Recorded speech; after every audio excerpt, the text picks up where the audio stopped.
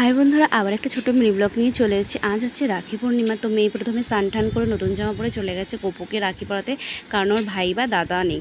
তো গপুকে পরানো হয়ে যাওয়ার পর দাদুকে পরিয়েছে, তারপর ওর বাবাকে পরিয়েছে। তো এইটা কোনো নিয়ম নেই যে ভাই বা দাদাকেই পরাতে, ও সবাইকেই পরাতে পারে। তাই সবার হাতে রাখিটা আমি বেঁধে দিচ্ছিলাম।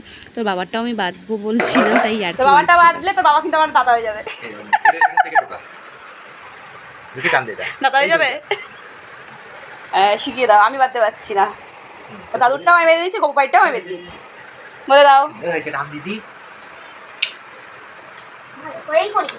হ্যাঁ, মিষ্টি খাবে এখন? কে জিজ্ঞেস করো? ঠিক আছে, এবার এইদিকে বলো সবাইকে শুভরাখি বন্ধন। শুভরাখি বন্ধন। টাটা করে দাও, এদিকে টাটা করে দাও। আমিও সবাইকে জানিয়ে দিই শুভ রাখি বন্ধন। সব ভাই এবং দাদাদেরকে জানাই শুভ রাখি বন্ধন। ভিডিওটা ভালো লাগলে লাইক কমেন্ট শেয়ার করে দিও। টাটা।